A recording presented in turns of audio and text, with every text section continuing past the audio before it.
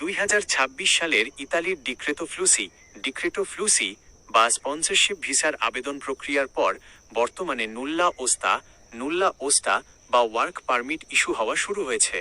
এবছর যারা আবেদন করেছেন তাদের মনে অন্যতম প্রধান একটি প্রশ্ন হচ্ছে, সিজনাল নাকি নন সিজনাল কোনটির নুল্লা ওস্তা আগে আসবে বা আগে প্রসেস হবে? নিচে 2026 সালের বর্তমান নিয়ম ও আপডেট অনুযায়ী বিস্তারিত আলোচনা করা হলো।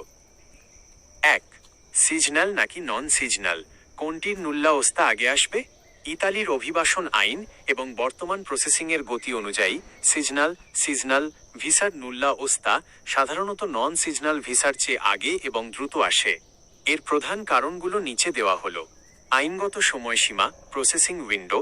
ইতালির স্বরাষ্ট্র মন্ত্রণালয়ের নিয়ম অনুযায়ী সিজনাল বা কৃষি ট্যুরিজম ভিসার আবেদনের ক্ষেত্রে স্পোর্টেলো ইউনিকো পার এল ইমিগ্রেশন বা ইমিগ্রেশন অফিসকে সাধারণত 20 দিনের মধ্যে সিদ্ধান্ত নিতে হয়, যাকে দ্রুত প্রসেসিং বা সাইলেন্স অ্যাসেন্ট বলা হয়।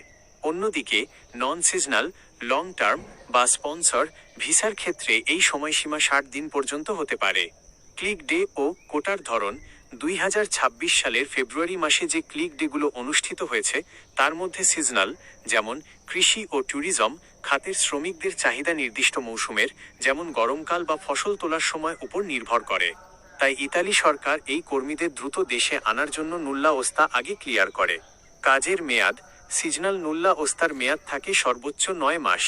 যেহেতু এটি একটি স্বল্পমেয়াদী ভিসা, তাই এর ব্যাকগ্রাউন্ড ও সিকিউরিটি চেক নন সিজনালের তুলনায় কিছুটা দ্রুত সম্পন্ন হয়।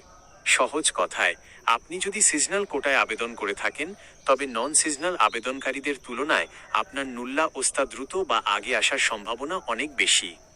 ইতিমধ্যেই অনেক প্রভিন্স, জেলা থেকে সিজনাল ও কিছু নন সিজনাল নুল্লা ওস্তার ইমেইল বা নোটিফিকেশন আসতে শুরু করেছে। 2026 সালের নুল্লা ওস্তা ও ভিসা সংক্রান্ত বর্তমান আপডেট। টাইম স্ট্যাম্পের গুরুত্ব।